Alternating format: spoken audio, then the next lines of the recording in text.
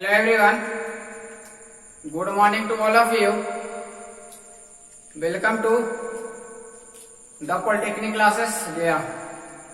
तो आप सभी को ये बात अभी तक पता चल चुका होगा कि इलेक्ट्रॉनिक्स के लिए जो 6 सेमेस्टर में जो भी स्टूडेंट है उनका एग्जाम बहुत जल्द होने वाला है।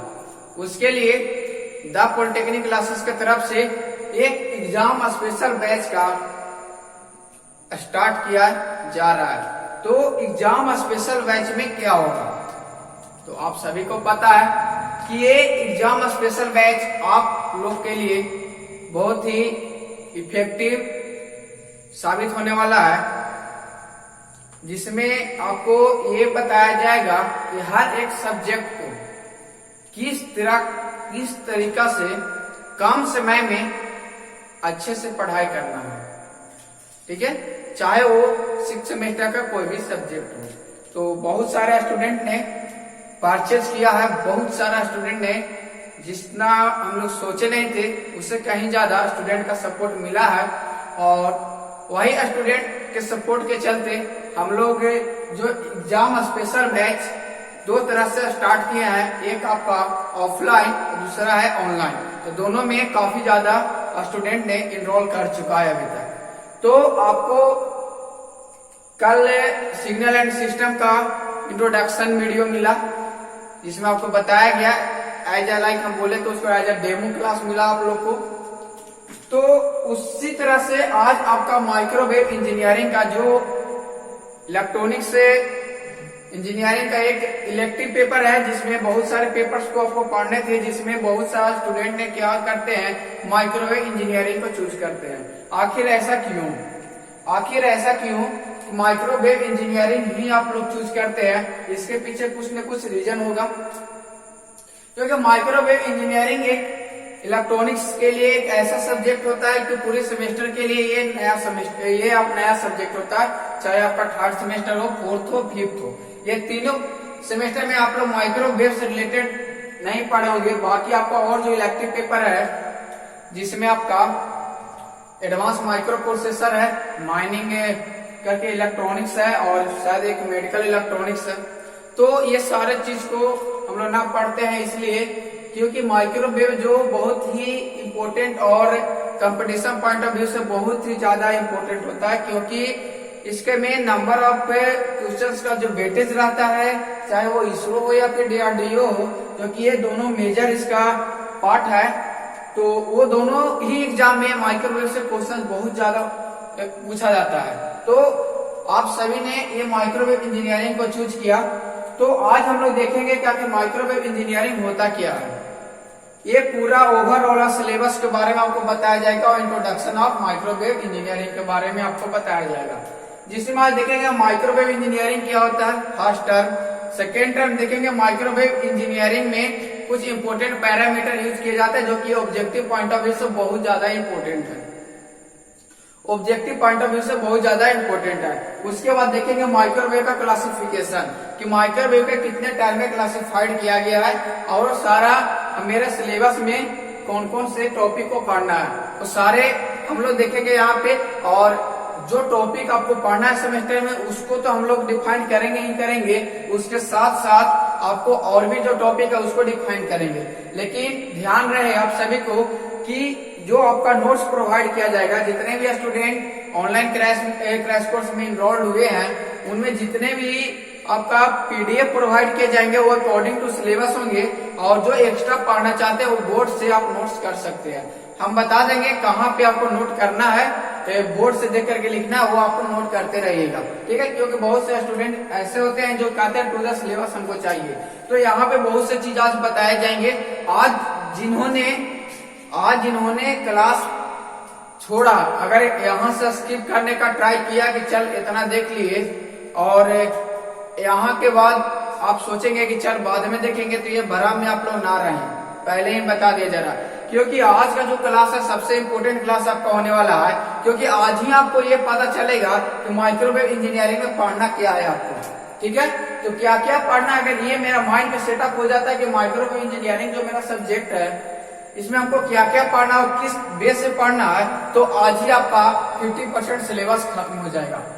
ठीक है, तो अभी से कोई भी स्टूडेंट स्किप नहीं करेंगे, ठीक है, क्योंकि मैं आज बहुत सा चीज को बताने वाला हूं और जो लोग पेड कोर्स का स्टूडेंट थे वो भी इस वीडियो को देखेंगे, क्योंकि उस जितना बार एक ही सब्जेक्ट को जितना बार पढ़ाया जाता है उतने तरह से, उतने तरीके से और उतने ज्यादा इफेक्टिव होते हैं। आज मैं बता दूं कि ये तीसरा बार मैं पढ़ा रहा हूं, तो आज का जो पढ़ाने का मेरा तरीका होगा वो पहले के जैसा से कुछ अलग होगा।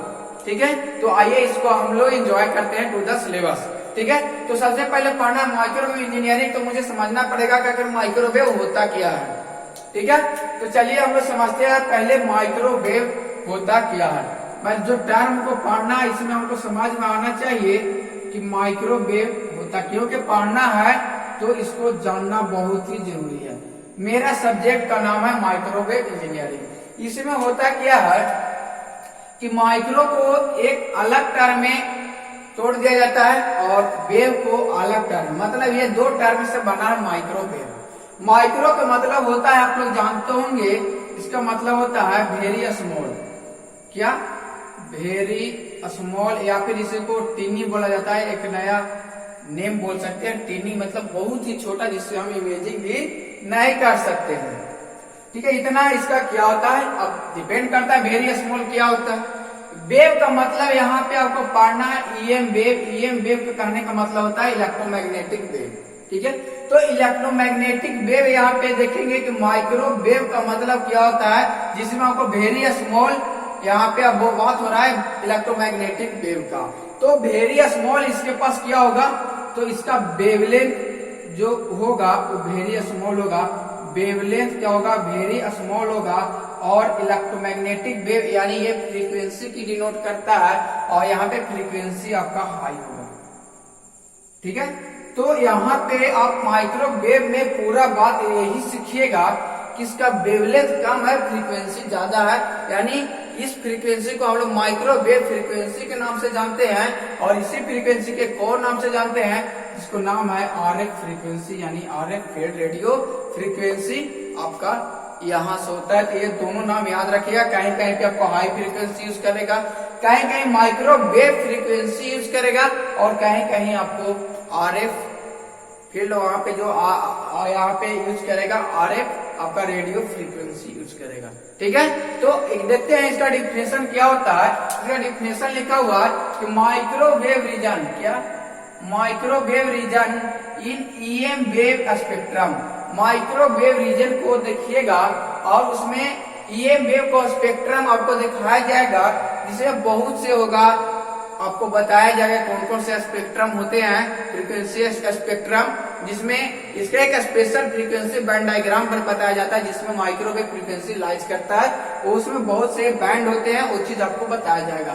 तो वहां पे आपको साफ नजर आएंगे कि माइक्रोवेव रीजन में ईएम वेव स्पेक्ट्रम का फ्रीक्वेंसी रेंज जो होता है वो about to 1 gigahertz to 100 gigahertz होता है। तो ये पॉइंट आपका VVI है, कहीं भी आपको पूछा जा सकता है कि माइक्रोवेव का फ्रीक्वेंसी रेंज कितना होता है, तो आपको बताना है 1 गीगाहर्ट्ज टू 100 गीगाहर्ट्ज। डायरेक्ट ये ऑब्जेक्टिव में पूछा जाता है। ठीक है, तो यहां से आप याद रखिएगा। फिर क्या है आपका वेवलेंथ, या इसी में आपको माइक्रोवेव रीजन में ही आपका वेवलेंथ दिखेगा, वो हम दिखाएंगे आज। आपका ये तो डेमो क्लास है, इसमें पूरी सिलेबस की हम बात करेंगे। इसमें क्या पूरा सिलेबस की हम बात करेंगे। अब यहाँ पे वेवलेंथ क्या करता है कि वेवलेंथ जो होता है 30 centimetre to 0.3 centimetre in free space. अब एक होता है, ये देख रहे हैं कि कितना कम है, 30 सेंटीमीटर यानी 1 मीटर भी नहीं। 1 मीटर इज इक्वल टू होता है 1 मीटर इज इक्वल टू होता है 100 सेंटीमीटर। अब 100 सेंटीमीटर में भी आपको बताया जा रहा है 30 सेंटीमीटर, मतलब हम लोग ये देख सकते हैं कि इसका वेवलेंथ कितना कम हो रहा है। ये कैसे, इसका एक रिलेशन है, कहीं हवा में उड़ करके ये नहीं आया है। ये हम लोग ऐसे ही नहीं बोल दे रहे हैं कि इसका फ्रीक्वेंसी ज्यादा है तो इसका वेवलेंथ इतना कम कैसे है। इसके लिए भी एक आपका डिफाइंड वैल्यू है, वो वैल्यू आपका क्या है वो वैल्यू आपका ये है lambda equal to C by F. Lambda equal to C by F होता है। ठीक है, तो लेमडा यहाँ पे फ्रीक्वेंसी जितना ज्यादा होगा, जितना हाई फ्रीक्वेंसी हम रखेंगे उतना ही लेमडा का वैल्यू क्या होगा, डिक्रीज करेगा, क्योंकि ये इनवर्सली प्रोपोर्शनल है। यानी यहाँ पे आपका लेमडा क्या है और फ्रीक्वेंसी ये दोनों इनवर्सली प्रोपोर्शनल है। सी क्या है, ये वेलोसिटी ऑफ आपका लाइट है। ये क्या है, वेलोसिटी ऑफ लाइट है। ठीक है, तो यहाँ तक आप सभी को समझ में आया है तो आप कमेंट में करके बताइए कि माइक्रोवेव क्या होता है, ये हम समझ चुके हैं। ठीक है, तो बोलिए यहाँ तक सभी आप लोग बताइए कि क्लियर सर, तो हम समझ जाएंगे कि ये आपका क्लियर है। ठीक है, उसके बाद काफी इंपोर्टेंट टर्म को हम बात करने वाले हैं जो आपका डायरेक्ट ऑब्जेक्टिव में पूछ लिया जाता है। ठीक है, तो आप सभी क्या कीजिएगा कि इस चीज को कॉपी में आप नोट कर लीजिएगा, क्योंकि आपको नोट्स में ये मिलने वाला नहीं है। ये नोट्स में आपका मिलने वाला नहीं है, पहले ही और अभी ही हम बता दे रहे हैं कि कुछ ऐसा बात होता है जिसमें सारा कुछ नोट्स में लिखना पॉसिबल नहीं है। उस चीज को हम यहाँ पे समझाएंगे, क्योंकि आप एक पेड कोर्स ज्वाइन किए हैं और उसमें एग्जाम स्पेशल बैच है, तो कहाँ से क्वेश्चन पूछा जाता है ये सारी जिम्मेदारी हमको है। ठीक है, तो यहाँ पे आपको एक इम्पोर्टेंट टर्म आप जब पढ़िएगा, वेव प्रोपगेशन, यानी इलेक्ट्रोमैग्नेटिक वेव को हम लोग प्रोपगेट कैसे करेंगे, वहां पे सारा टर्म आपका यूज होने वाला है और ये डायरेक्ट इसका वैल्यू एग्जाम में पूछ लिया जाता है। तो सबसे फर्स्ट टर्म आपका है परमिटिविटी। फर्स्ट टर्म है परमिटिविटी और इसका हम लोग डिनोशन करते हैं एप्सिलॉन नॉट से, और इसका वैल्यू होता है 10⁹ बाई 36 पाई फैराडे पर मीटर। यहाँ पे इसको लिख सकते हैं आप फैराडे पर मीटर। ये वैल्यू आपको डायरेक्ट एग्जाम में पूछ लिए जाते हैं, चाहे वो कंपटीशन का एग्जाम हो, चाहे आपका सेमेस्टर का एग्जाम हो। आप प्रीवियस ईयर क्वेश्चन को उठाइए और मिलाने का ट्राई कीजिए, आपको मिल जाएगा डायरेक्ट। ठीक है, तो फर्स्ट टर्म आपका ये हुआ। सेकेंड टर्म उसी में पूछा जाता है परमिएबिलिटी। इसको हम लोग बोलते हैं म्यू नोट से, इसको हम लोग क्या करते हैं, इसका सिंबल है म्यू नोट। इसका वैल्यू होता है 4 पाई इंटू 10⁻⁻7 हेनरी पर मीटर।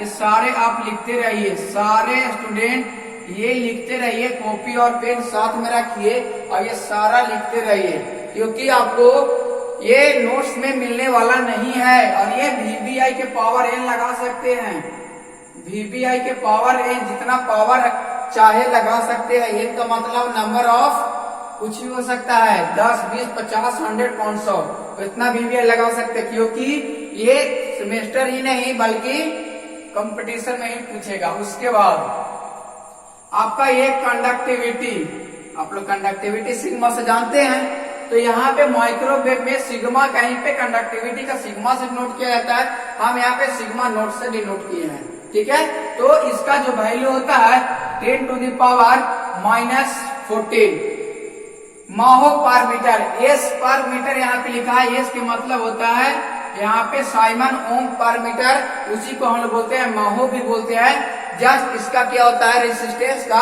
अपोजिट होता है माहो। ठीक है, तो साइमन पर मीटर भी आप बोल सकते हैं, या फिर आप इसको बोल सकते हैं माहो पर मीटर भी इसको आप बोल सकते हैं। ठीक है, ये 3 टर्म आपको हुआ, तीनों आप नोट करते रहें या फिर इसको स्क्रीनशॉट ले लें, आप कभी भी नोट कर लीजिएगा। बाद में ये मत बोलिएगा कि सर ये तो आप कराए ही नहीं थे, ये तो आप कराए ही नहीं थे और एग्जाम में पूछा गया है। ठीक है, और पांचवा जो है ये सबसे ज्यादा VBI है, ये सबसे ज्यादा VBI है, क्योंकि हर एक ईयर गैप करता है ये क्वेश्चन आपसे पूछ लिया जाता है। चाहे वो ऑप्शन चेंज कर देगा आपसे, चाहे तो दोनों ऑप्शन दे देगा और थर्ड ऑप्शन रहेगा A एंड B ऐसे करके देगा। आप प्रीवियस ईयर क्वेश्चंस को उठाइए और बना कर देखिए, आपको मैं गारंटी देता हूँ कि अगर 10 ईयर का क्वेश्चन निकालते हैं तो 5 से 6 ईयर में ये क्वेश्चन पूछा गया है ऑब्जेक्टिव में। इंट्रिंसिक इम्पीडेंस, इसको हम लोग यहाँ पे डिनोट कर रहे हैं, यहाँ पे ये इक्टा नोट से। ठीक है। तो इंट्रिंसिक इम्पीडेंस डायरेक्ट आपको पूछेगा कि इंट्रिंसिक इम्पीडेंस का वैल्यू क्या होता है। तो इंट्रिंसिक इम्पीडेंस का जो वैल्यू होता है वो होता है under root of permeability by permittivity, क्योंकि ये कभी भी वैल्यू दे सकता है, चाहे तो ये आपको डायरेक्ट आपका क्वेश्चंस में ये दे सकता है, कभी देखा mu nought upon E nought, second option आएगा E nought upon mu nought, ऐसा रहेगा third option both, fourth option none of this, ऐसा हो सकता है, ऐसा हो सकता है। और ये काफी इंपोर्टेंट है। तो ये वैल्यू होता है और ये वैल्यू को जब हम फाइंड आउट करते हैं ये दोनों वैल्यू आप रखिएगा, क्योंकि म्यू नॉट का वैल्यू कितना है यहाँ पे 4 पाई इंटू 10 की पावर -7 और ई नॉट का वैल्यू है 10 टू द पावर 9 बाई 36 पाई, इसको रखिएगा तो ये आएगा 120 पाई। और इसी को पाई का वैल्यू जब यहाँ 22/7 रखिएगा तो आपको यहाँ पे आंसर जो निकल करके आएगा अप्रोक्सीमेट आंसर आएगा वो 377 ओम आएगा आपका, 377 ओम आपका आएगा। तो ये आपका ये दोनों बहुत ज्यादा इंपॉर्टेंट है।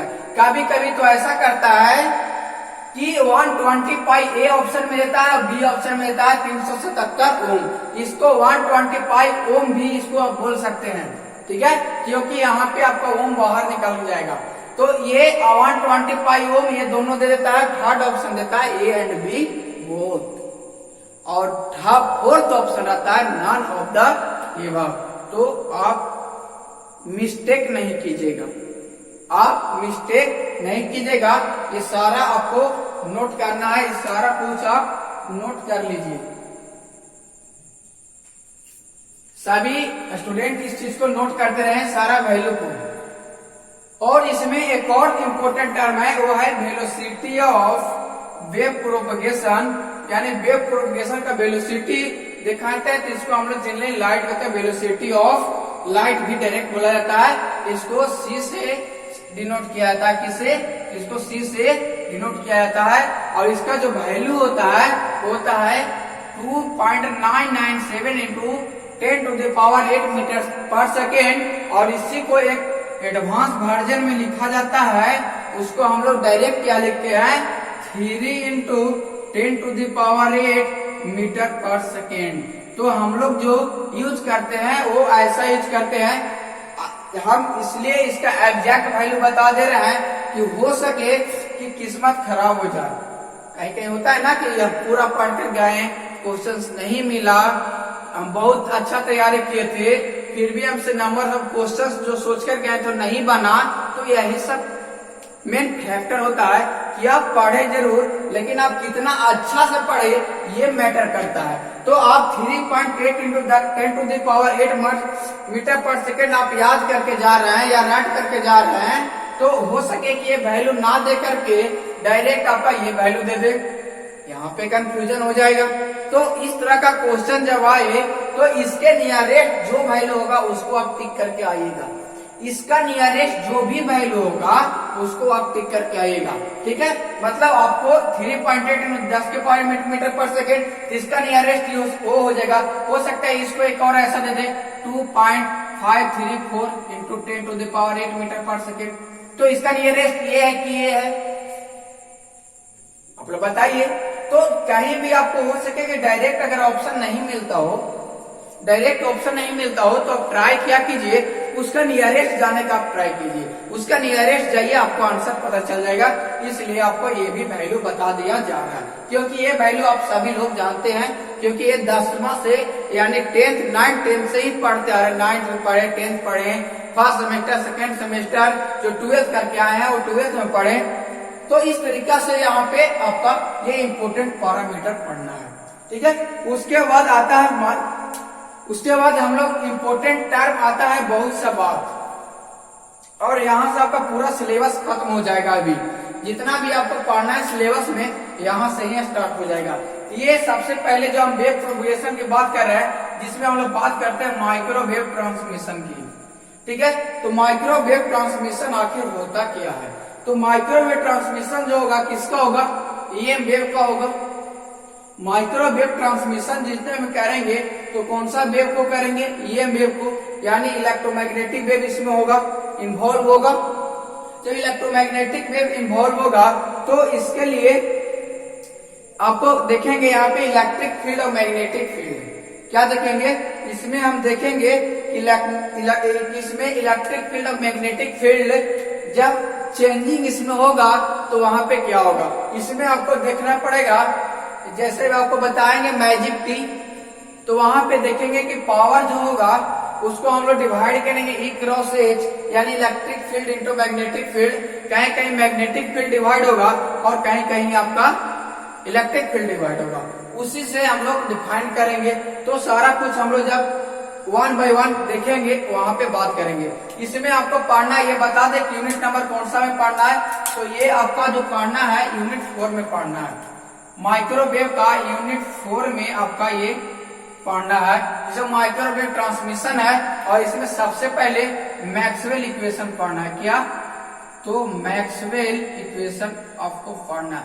उसके बाद यहाँ पे progression of waveguide, progression of आपका वेवगाइड पढ़ना है, जिसमें सर्कुलर वेवगाइड और रेक्टेंगुलर वेवगाइड। जब हम लोग प्रोग्रेट करवाएंगे तो उसका कट ऑफ फ्रीक्वेंसी कितना होगा, उसका वैल्यू फाइंड आउट करेंगे। उसके बाद हम लोग फाइंड आउट करेंगे फेज वेलोसिटी कितना होगा, उसके बाद फाइंड आउट करेंगे कट ऑफ वेवलेंथ कितना होगा, फिर फाइंड आउट करेंगे ग्रुप वेलोसिटी कितना होगा। और ये आपका एग्जामिनेशन पॉइंट ऑफ व्यू से काफी ज्यादा इंपॉर्टेंट होगा। तो यहाँ पे आप सभी देख रहे होंगे माइक्रोवेव सिलेबस का, तो यूनिट 4 में ये पढ़ना है पूरा आपका, ठीक है। उसके बाद यहाँ पे गाइडेड स्ट्रक्चर एक और टर्म आया है, गाइडेड स्ट्रक्चर। तो गाइडेड स्ट्रक्चर ये इंजीनियर जब सेकेंड वर्ल्ड वॉर हुआ था, जब इसका हिस्ट्री आप लोग को बताएंगे, हिस्ट्री ऑफ माइक्रोवेव, तो वहां पे बताएंगे कि माइक्रोवेव का जनरेशन कैसे हुआ था।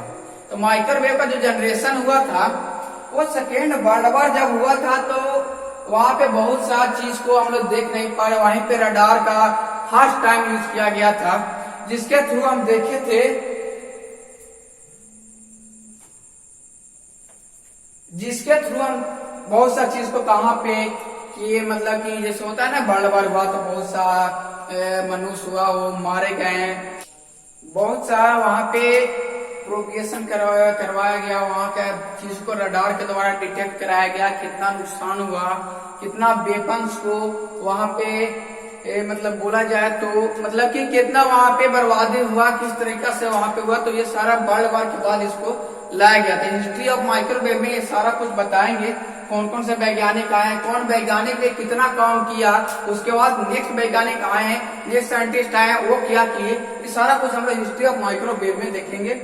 तो यहाँ पे गाइडेड स्ट्रक्चर की बात किया जा रहा है कि ये इंजीनियर्स के द्वारा क्या किया गया, ये स्पेसिफिक करके बनाया गया है। इसमें बहुत से स्ट्रक्चर, जिसमें फर्स्ट स्ट्रक्चर जो आते हैं वो स्ट्रक्चर आपका है वेवगाइड। जो स्ट्रक्चर आपका है सबसे पहले बहुत सा बनाया गया है यहाँ पे स्ट्रक्चर, जो आपका वेवगाइड, ठीक है।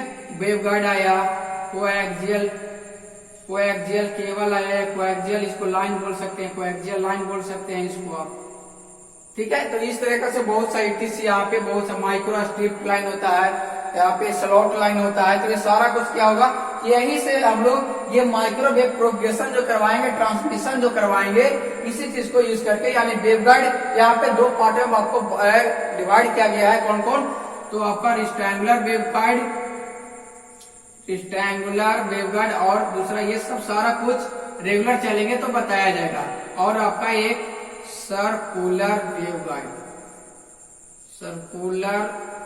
वेवगाइड, ये आपका यहाँ पे डिफाइंड है। यही रेक्टेंगुलर वेवगाइड और सर्कुलर वेवगाइड के आधार से आपका पूरा बताया जाएगा, यानी माइक्रोवेव ट्रांसमिशन, ठीक है। तो ये आपका काफी ज्यादा इंपॉर्टेंट होने वाला है, और ये सब पढ़ना है आपका यूनिट 3 में भी और यूनिट आपका 4 में भी।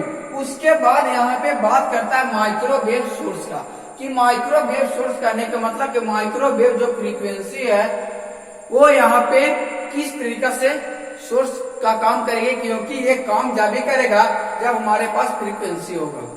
तो माइक्रोवेव सोर्स में आपको यहाँ पे बहुत सारा देखने के लिए मिलेगा, जिसमें आपका वैक्यूम ट्यूब, जिसमें क्या आपका वैक्यूम ट्यूब और सॉलिड स्टेट डिवाइस मिलेंगे। वैक्यूम ट्यूब कहने का मतलब क्या होता है कि आपको वैक्यूम ट्यूब यहाँ पे पढ़ना है, टाइप्स ऑफ वैक्यूम ट्यूब, जिसमें आपको एक लीनियर होगा और एक आपका बता दें क्रॉस फील्ड ट्यूब होगा। ठीक है, तो उसमें आपको देखेंगे पढ़ने की, ये आपका पढ़ना है यूनिट 1 में। देखिए सारे को यूनिट 1, यहाँ पे ये जो आपका पढ़ना है यूनिट 3 और 4 में पढ़ना है। ठीक है, ठीक है, और ये आपका पढ़ना है यूनिट 1 में। ध्यान से देखिएगा, ये पढ़ना है आपका यूनिट आपका 1 में। इसमें हम लोग देखेंगे क्लेस्ट्रॉन क्या होता है, TWT क्या होता है, TWT के पूरा नाम होता है ट्रैवलिंग वेव ट्यूब। ठीक है, उसके बाद इसमें पढ़ना है BWO बैकवर्ड वेव ऑसिलेटर। उसके बाद पढ़ना है रिफ्लेक्स क्लेस्ट्रॉन। फिर इसमें पढ़ने के लिए आपको मिलेगा मैग्नेट्रॉन। फिर क्या मिलेगा आपको, मैग्नेट्रॉन। फिर आपको मिलेगा सॉलिड स्टेट डिवाइस। फिर आपका क्या मिलेगा, solid state device. Solid state device में आपको टाइप्स ऑफ डायोड के लिए पढ़ने को मिलेगा, जिसमें आपको ये आपका सॉलिड स्टेट डिवाइस जो माइक्रोवेव सेमीकंडक्टर डिवाइस आपका यूनिट 2 में पढ़ना है। ध्यान से देखिएगा, ये आपका यूनिट 2 में पढ़ना है। इसमें आपको ये बताया जाएगा कि गन डायोड क्या होता है, गन डायोड, आपका टनल डायोड बताया जाएगा। उसके बाद आपका बताया जाएगा आपका वायलेक्टर डायोड क्या होता है, ये किस तरह का से माइक्रोवेव फ्रीक्वेंसी पे वर्क करता है। ठीक है, तो ये सारा कुछ वहां देखेंगे। एक आपका अवलांचे डिवाइस पढ़ना है, अवलांचे ट्रांजिट डिवाइस पढ़ना है, अवलांचे ट्रांजिट डिवाइस पढ़ना है। ये भी आपका 3 तरह में डिवाइड किया गया है, इम्पायर्ड डायोड, ट्राइपायर्ड डायोड और बैरिड डायोड। ये सारे चीज को आप सिर्फ सुनते रहें, क्योंकि आज इसीलिए एक इम्पोर्टेंट सेशन होने वाला है, क्योंकि ये सारा सिलेबस आपको कैसे पढ़ना है वो यहाँ पे बताया जा रहा है। ठीक है, तो ये हम लोग देखेंगे अभी। ठीक है, तो आप जो ये क्या होगा, ये सब माइक्रोवेव सोर्स है। क्या है, माइक्रोवेव सोर्स है। उसके बाद आपको माइक्रोवेव कंपोनेंट के बारे में पढ़ना है। ठीक है, तो ये हम इरेज कर देते हैं, ये सब आप लोग नोट करते रहे सभी कोई। तो ये हो गया आपको माइक्रोवेव सोर्स। अब माइक्रोवेव कंपोनेंट में आपको बहुत सा कंपोनेंट के बारे में आपको क्या करना है, पढ़ना है। तो माइक्रोवेव कंपोनेंट में आपको क्या क्या पढ़ना है, तो ये आपका पढ़ना है यूनिट 3 में। क्या यूनिट आपका 3 में पढ़ना है, ध्यान से देखिएगा। तो यूनिट 1 आपका क्लियर हो गया, यूनिट 2 आपका सॉलिड स्टेट डिवाइस क्लियर हो गया, यूनिट 3 में माइक्रोवेव कंपोनेंट, और यहाँ पे कंपोनेंट में भी आपका वेवगाइड आता है। तो यहाँ पे कंपोनेंट आपको यहाँ जो पढ़ना है वो क्या क्या पढ़ना है वो थोड़ा समझ लीजिए। यहाँ पे आपको वेवगाइड टीक के बारे में पढ़ना है, टीच के बारे में पढ़ना है, और आपको जो पढ़ना है यहाँ पे डायरेक्शनल कपलर के बारे में पढ़ना है, डायरेक्शनल कपलर के बारे में आपको पढ़ना है। यहाँ पे एटेन्यूएटर के बारे में आपको पढ़ना है, एटेन्यूएटर के बारे में आपको पढ़ना है, और इसमें आपको आइसोलेटर के बारे में पढ़ना है, आइसोलेटर, सर्कुलेटर, और यहाँ पे एंटीना के बारे में आपको पढ़ना है। ये सब आपका क्या है, ये पूरा यूनिट 3 में आपको पढ़ना है। ठीक है, इससे पहले वेवगाइड आपको पढ़ना है, वेवगाइड पढ़िएगा, उसके बाद वेवगाइड टिप पढ़िएगा, कोएक्सियल लाइन पढ़िएगा, सारा यूनिट 3 में पढ़िएगा। अब यही को एक इस तरह का से इसको यूज करके हम लोग प्रोपगेशन करवाएंगे, यानी ट्रांसमिशन करवाएंगे, वो आपको पढ़ना है आपका यूनिट 4 में। ठीक है, तो ये जितना अच्छा से आप कंप्लीट कीजिएगा यूनिट 3, उतना ही अच्छा समझ में आएगा आपका यूनिट 4 यानी प्रोपगेशन। ठीक है, तो ये आपका क्या हुआ, ये आपका हो गया पूरा होल सिलेबस। यहाँ पे बात कर लिए, बस एक यूनिट आपका सिर्फ बच गया है, एक यूनिट आपका बच गया है, वो है आपका यूनिट 5, वो है आपका यूनिट 5। यहाँ पे आपको डिटेक्टर के बारे में पढ़ना है, यहाँ पे आपको डिटेक्टर के बारे में पढ़ना है। यहाँ पे डिटेक्टर पढ़ना है माइक्रोवेव फ्रीक्वेंसी का, यानी फ्रीक्वेंसी को हम लोग किस तरह डिटेक्ट करेंगे। तो यहाँ पे जितना यहाँ पे काम कर रहे हैं तो हमको डिटेक्ट भी करना जरूरी है कि आखिर यह जो हम लोग प्रोग्रेशन करवाए तो आउटपुट पे कितना पहुंचा, कहाँ पे लॉसेस हुआ। ठीक है, तो ये सारी चीज को डिटेक्ट करेंगे। तो वहां पे आपको इम्पिडेंस के बारे में पढ़ना है, VSWR के जो सबसे इम्पोर्टेंट आपका होगा VSWR, voltage standing wave ratio. ये जो ऑब्जेक्टिव पॉइंट ऑफ व्यू से बहुत ज्यादा इंपॉर्टेंट होगा, कंपटीशन पॉइंट ऑफ व्यू से भी, और ये आपका सेमेस्टर पॉइंट ऑफ व्यू से। तो ये अभी आपका होल सिलेबस आपका वर्णन किया गया। आई होप सभी को ये पूरा समझ में आया होगा कि हमको पूरा किस तरह से आपको पढ़ना है। अब हम बताएंगे कि आपको पढ़ना क्या क्या है। अब हम बताएंगे कि आपको पढ़ना क्या क्या है और किस तरीका से इस चीज को आप पढ़ना चाहते हैं। क्या जैसे हम चाहे कहेंगे उसी तरह सबको चलना है। अपने से ओवर एडवांस अगर बनिएगा तो प्रॉब्लम हो सकता है। तो अपने से ओवर एडवांस बनने का ट्राई नहीं कीजिएगा, चाहे वो कोई भी स्टूडेंट हो, चाहे वो पेड कोर्स का स्टूडेंट का है ना हो या फिर ऑफलाइन का स्टूडेंट क्यों ना हो, चाहे यूट्यूब पे कुछ न कुछ आपका वीडियो जाएगा वो भी क्यों ना हो। तो जितना बताया जाएगा बस उतना ही आपको सुनना है, एक्स्ट्रा माइंड लगाने की आपको जरूरत नहीं है। उसके लिए मैं यहाँ पे हूँ। बस आपको ये करना है कि सारे चीज में कहीं भी थोड़ा सा भी डाउट होता है, थोड़ा सा भी प्रॉब्लम होता है कि आखिर ये हुआ कैसे, आप बोल दिए तो इसका मतलब क्या है, वो आप फ्री हैं, वो direct contact me for any doubt. Okay, तो यहाँ पे इस तरीका से आपको बताया जा रहा है। अब हम सबसे पहले स्टार्ट करेंगे यूनिट 1 आपका। देखिएगा सबसे पहले आपका यूनिट 1 स्टार्ट करेंगे, उसके बाद यूनिट आपका 3 और 4 एक साथ चलेगा। यूनिट आपका 3 और 4 एक साथ चलेगा। उसके बाद हम पढ़ाएंगे आपका यूनिट आपका 2, ठीक है, यूनिट आपका 2, उसके बाद पढ़ाएंगे यूनिट आपका 4, यूनिट आपका 4 नहीं सॉरी, यूनिट आपका 5 डिटेक्टर। इससे आपका 1 क्वेश्चन से पूछे जाते हैं। सबसे ज्यादा जो क्वेश्चन पूछा जाता है वो यूनिट 1 और यूनिट 3 से पूछा जाता है, और इससे आपका 3 या 4 क्वेश्चन पूछे जाएंगे। 20 क्वेश्चन है बस 3 या 4 इससे और 2 क्वेश्चन इससे, मतलब बोले तो ये 5 क्वेश्चन यहाँ से पूछे जाएंगे, 5 से 6 क्वेश्चन। बाकी ये 3 यूनिट से आपको 15 क्वेश्चन पूछे जाएंगे, 15 से आपका 14-15 क्वेश्चन पूछे जाएंगे। तो ये वेटेज है आपका सेमेस्टर एग्जाम का। तो ये दोनों आपको कवर अप करना है बहुत फास्ट और बहुत अच्छे तरीका से। इस कॉन्सेप्ट आपको कवर अप करना है, कहीं भी आपको पूरे माइक्रोवेव में रखने की जरूरत नहीं पड़ेगी। बस कुछ कुछ वैसा टर्म आएगा जो हम बोलेंगे, इसको आप याद कर लीजिए, क्योंकि हर एक चीज को बताना पॉसिबल नहीं होता है। जैसे मैक्सवेल इक्वेशन है तो मैक्सवेल इक्वेशन 4 तरीका से आपको पढ़ना है। बस आपको इंटीग्रल में क्या होता है और डिफरेंशियल क्या होता है वो दोनों आपको बता देंगे। वहां पे आपको वो मैक्सवेल इक्वेशन रखना पड़ेगा। ये एम्पियर्स लॉ होता है, डेट मीन्स होता है, ये गॉस लॉ होता है, डेट मीन्स होता है, ये फैराडे लॉ होता है, डेट मीन्स होता है, ठीक है। तो कुछ टर्म आएगा जिसमें आपको रटना पड़ेगा, लेकिन ऐसा भी नहीं कि आप कहेंगे कि यही होता है, उसका कॉन्सेप्ट बताएंगे कि आखिर ये होता कैसे है, ठीक है।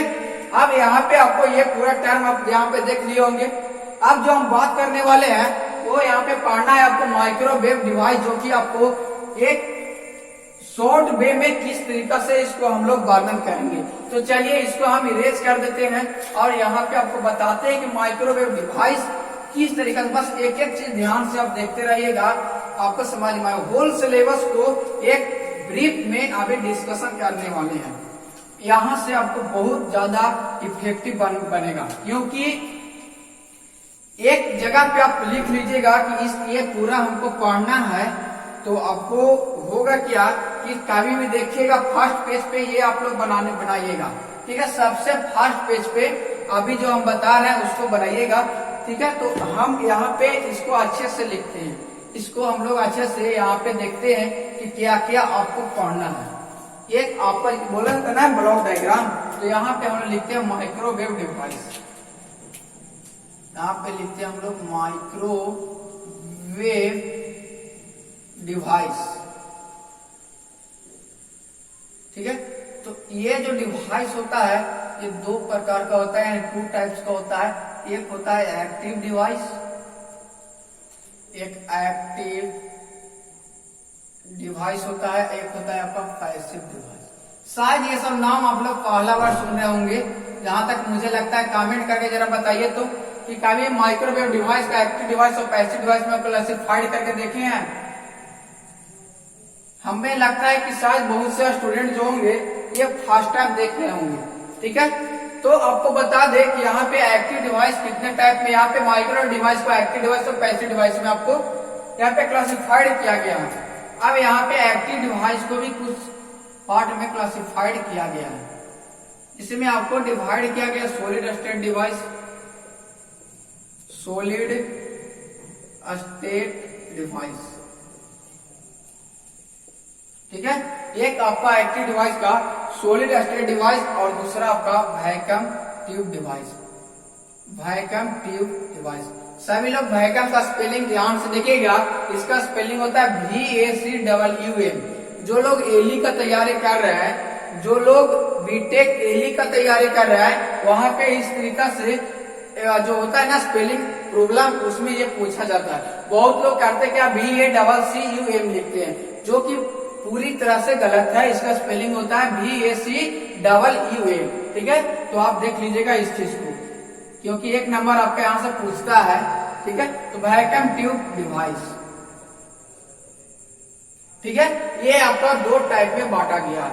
अब यहाँ पे सॉलिड स्टेट डिवाइस को भी 3 टाइप में बांटा गया है। ध्यान से बस देखते रहिएगा तो आपको हर एक चीज समझ में आएगा। सॉलिड स्टेट डिवाइस में सबसे पहले आपको आता है ट्रांजिस्टर। क्या आता है? ट्रांजिस्टर, ठीक है। सबसे पहले आता है ट्रांजिस्टर, उसके बाद आता है TE डिवाइस, TED यानी ट्रांसफर इलेक्ट्रॉन डिवाइस। ध्यान से समझिएगा, ये क्या होता है सारे कुछ को हम लोग डिफाइन करेंगे, बहुत अच्छे वे में करेंगे, बस अभी आप देखते रहिए, ठीक है। ये आपका 2 तरह से होता है। और तीसरा जो आपको होता है अवलांचे ट्रांजिट टाइम डिवाइस, जो अभी हम लोग बात किए हैं। क्या होता है? Avalanche transit time device, time device ये, ठीक है। अब यहाँ पे आपको जो पढ़ना ट्रांजिस्टर आपका सिलेबस में गिवन नहीं है, इसके बारे में आपको पढ़ना नहीं है। TED यानी ट्रांसफर इलेक्ट्रॉन डिवाइस में आपको पढ़ना है सिर्फ गन डायोड। क्या? गन डायोड आपको यहाँ पे पढ़ना है, ठीक है। अवलांचे ट्रांजिट डिवाइस, इसको 3 भाग में डिवाइड किया गया है। सबसे पहले होता है impact diode, impact diode, trapped diode. सभी नोट करते रहें, क्योंकि ये सारा कुछ आपको हो सके कि नोट से मिलेगा नहीं, क्योंकि यह डेमो क्लास है। इसको एक अलग तरीका से तैयार किया गया है, जो कि आपको एक वीडियो में पूरा का पूरा आपको क्या हो जाए कि आपका सिलेबस को पता चल जाए। तो सारे लोग लास्ट में स्क्रीनशॉट कर लेंगे, हम टाइम देंगे आप लोग को। और इसमें एक और पढ़ना है बैरिड, एक और पढ़ना है आपको बैरिड डायोड, ठीक है। ये सब क्या होगा जब हम लोग बात करेंगे अवलांचे ट्रांजिट टाइम डिवाइस को, तो उस टाइम इस पे बात करेंगे। वैक्यूम ट्यूब को आपको 2 भाग में डिवाइड किया गया। वैक्यूम ट्यूब को भी आपका 2 टर्म में डिवाइड किया गया। एक आपका लीनियर डिवाइस होगा, लीनियर डिवाइस या लीनियर ट्यूब डिवाइस इसको बोल सकते हैं, या लीनियर वैक्यूम ट्यूब डिवाइस आप बोल सकते हैं। हम यहाँ पे लिख दे रहे हैं लीनियर डिवाइस ओनली, ठीक है। और एक होता है cross field device, cross field device. आपको लीनियर डिवाइस में क्या क्या पढ़ना है उस चीज को अब देखेंगे अभी हम लोग। आपको लीनियर डिवाइस में पढ़ना है आपको सबसे पहले क्लिस्ट्रॉन, क्लिस्ट्रॉन, और आपको पढ़ना है TWT। ये 2 आपको यहाँ पे पढ़ना है, ठीक है।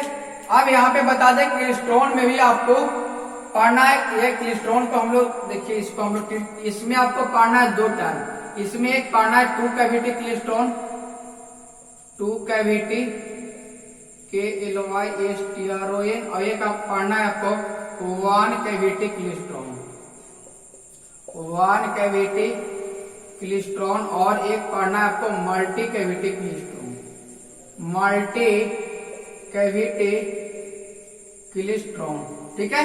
और थर्ड में आपको जो पढ़ना है वो यहाँ पे पढ़ना है आपको TWT यानी ट्रैवलिंग वेव ट्यूब। आप सिलेबस में देखते रहिएगा, ट्रैवलिंग वेव ट्यूब। और इसमें आपको पढ़ना है फिर BWO बैकवर्ड वेव ऑसिलेटर, ठीक है।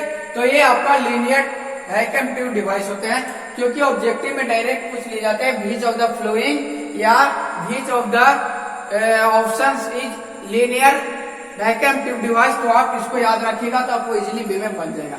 क्रॉस फील्ड डिवाइस में आपको पढ़ना है मैग्नेट्रॉन। क्रॉस फील्ड डिवाइस में आपको पढ़ना है ओनली मैग्नेट्रॉन। अब देखेंगे टाइप ऑफ मैग्नेट्रॉन, यहाँ पे एम्प्लीट्रॉन, मैग्नेट्रॉन या साइक्लोट्रॉन, ये 3 होता है क्रॉस फील्ड डिवाइस आपका। इसमें जनरली मैग्नेट्रॉन आपको पढ़ना है। तो ये आपका ओवर इधर हो गया। और ये देखिए पूरा टर्म जो है आपका ये आया एक्टिव डिवाइस में, सॉलिड स्टेट डिवाइस और वैक्यूम ट्यूब डिवाइस, ये पूरा आपको पढ़ना है। ठीक है, अब पैसिव डिवाइस में क्या पढ़ना है तो बताएं कि ये फर्स्ट टाइम पेड कोर्स का स्टूडेंट भी इस चीज को फर्स्ट टाइम देख रहे होंगे। तो आपको बता दें कि यहाँ पैसिव डिवाइस में जो आपको पढ़ना है वो सबसे पहले आपको पढ़ना है, जितना भी हम कंपोनेंट देखिए वो सब, उसमें पढ़ना आपको डायरेक्शनल कपलर, इसमें पढ़ना है आपको डायरेक्शनल कपलर। उसके बाद इसमें पढ़ना है आपका एटून्यूएटर, क्या पढ़ना है एटून्यूएटर। और फिर पढ़ना है आपका बता दे रेजोनेटर, और इसमें आपको पढ़ने के मिला फेज शिफ्टर, और इसमें आपको पढ़ने के लिए मिलेगा, और इसमें आपको पढ़ने के लिए हो सकता है सर्कुलेटर, एक आता होता है सर्कुलेटर और आइसोलेटर होता है, एक सर्कुलेटर और आइसोलेटर होता है। ठीक है, तो और इसमें बहुत सा पढ़ना है, तो वहां पे देखेंगे इसमें एक और, हाँ एक इम्पोर्टेंट तो बताया नहीं, इसमें एक पढ़ना एंटीना आपका ANTENN, एंटीना भी आपका पैसिव डिवाइस में ही आएगा, माइक्रोवेव डिवाइस का पैसिव डिवाइस में। तो ये तो फटाफट आप लोग स्क्रीनशॉट ले लीजिए, इसको आप फटाफट सभी स्टूडेंट स्क्रीनशॉट ले लेंगे। और फर्स्ट पेज में ये डिनोट होना चाहिए आपका, फर्स्ट पेज में ये आपका होना चाहिए, जितने भी स्टूडेंट बनाएंगे वो सब फर्स्ट पेज में ये लिखेंगे माइक्रोवेव, स्टार्टिंग आपका यहाँ से होगा। ठीक है, इसके बाद इससे पहले जो इम्पोर्टेंट टर्म बताए उसको लिखेंगे, फिर आपका जो नोट्स प्रोवाइड किया जाएगा वहां से स्टार्ट करेंगे। तो वहां पे आपको बताएंगे कि नोट्स जो देंगे हम किस तरह देंगे, तो आप सभी स्क्रीनशॉट ले लिए होंगे। तो ये आपका ओवरऑल सिलेबस। अब यहाँ पे जिक्र कर देते हैं कि ये आपका सॉलिड स्टेट डिवाइस, ये आपका पढ़ना यूनिट आपका 2 में। ठीक है, और ये आपका पूरा पढ़ना वैक्यूम ट्यूब डिवाइस, ये पढ़ना आपको यूनिट आपका 1 में, ये आपका पूरा पढ़ना यूनिट आपका 3 में। ठीक है, उसके बाद यूनिट 4 में आपको जो पढ़ना है वो वहां पे प्रोग्रेशन पढ़ना है, यूनिट 5 में पढ़ना है डिटेक्टर। तो अब सही बताइए कि सभी को माइक्रोवेव इंजीनियरिंग का सिलेबस कंप्लीट हुआ या नहीं, सब जान गए हैं या नहीं, तो हमें कमेंट करके सभी लोग बताएं। क्या इससे भी इजी लैंग्वेज में कोई सिलेबस समझा सकता है आपको? हमें तो ऐसा नहीं लगता है कि इतना इजी लैंग्वेज है, पूरा सिलेबस बस 1 आवर में कंप्लीट कर देगा। तो आप इस चीज को सभी को फ्रेंड को शेयर कर दे, क्योंकि आपको बता दे कि एग्जाम स्पेशल बैच कुछ इसी नया अंदाज में चलने वाला है आपका। इतना इसमें एंजॉय आप लोग करेंगे, मत भूलिए, पता ही नहीं चलेगा कि सर हम लोग एंजॉय करते करते सिलेबस कब आप खत्म कर दिए। बता दे कि 15 अगस्त एक इंडिया के लिए फ्रीडम डे होता है, उसे दिन आपका इस डिप्लोमा से फ्रीडम आपको दिलाएंगे, क्योंकि आप है 6 सेमेस्टर में, और 6 सेमेस्टर आपका लास्ट सेमेस्टर है, और लास्ट सेमेस्टर का पढ़ाई आपका चल रहा है, और ये कंटिन्यू वे में चलेगा। कब तक चलेगा? तो 15 अगस्त के दिन आपका ये पूरा का पूरा फ्रीडम कर दिया जाएगा, हर तरीका से आपका फ्रीडम कर दिया जाएगा, चाहे वो ऑब्जेक्टिव सेशन हो, चाहे वो सब्जेक्टिव सेशन क्यों ना हो, चाहे आपको 4 मार्क्स का क्वेश्चन हो, चाहे वो 6 मार्क्स का क्वेश्चन हो, हर एक पॉइंट को क्लियर करते हुए आपका क्लियर किया जाएगा विथ कॉन्सेप्ट। ध्यान में रखिएगा, विथ कॉन्सेप्ट। किसी भी स्टूडेंट को ये माइंड में नहीं आना चाहिए कि रटना भी है, भूल जाइए रटना। यहाँ पे किसी चीज को रटाया नहीं जाता है, यहाँ पे हर एक डिवाइस वैक्यूम ये है तो कैसे है, इस चीज को भी आपको बताएंगे। बस वेट कीजिए। और ये आपका डेमो था। अभी बता दें, जैसे होता है ना, जो कोई भी मूवी आता है तो पहले एक शॉर्ट डिस्क्रिप्शन आता है मूवी का, उसके बाद इसको हम लोग शॉर्ट डिस्क्रिप्शन को बोलते हैं ये ट्रेलर है। तो ये माइक्रोवेव का आपका ट्रेलर था आज, ये कुछ नहीं था, जस्ट ट्रेलर था। इसका एप्लीकेशन भी कुछ अलग वे में आपको बताएंगे, जो कि डायरेक्ट आपका 4 मार्क्स से पूछा जाता है। तो ये पूरी मूवी बाकी है, यानी पूरी मूवी किस तरह से चलेगी आपको अंदाजा लग गया होगा। तो चलिए हम लोग मिलते हैं फिर नेक्स्ट वीडियो में। और वो आपका एग्जाम स्पेशल बैच का ऑनलाइन बैच होगा। ये आपका सभी के लिए फ्री ऑफ कॉस्ट था, लेकिन एग्जाम स्पेशल बैच जिस स्टूडेंट ने ज्वाइन किया है वो तो बल्ले बल्ले, उनका तो बल्ले बल्ले होने वाला है, क्योंकि इस तरीके से शायद मुझे नहीं लगता है कि इतने इजी वे में आप कहीं और समझ पाएंगे या सीख पाएंगे। तो आप सभी को बहुत बहुत धन्यवाद। इस लिंक को जितना ज्यादा शेयर कर दीजिएगा। अगर ये सेशन आपको अच्छा लगा हो तो आप लाइक जरूर कर दीजिएगा। और अभी तक आप इस चैनल पे नए हैं तो इस चैनल को, यानी the polytechnic classes YouTube channel को आप सब्सक्राइब करना नहीं भूलिएगा। Okay, thank you, bye bye.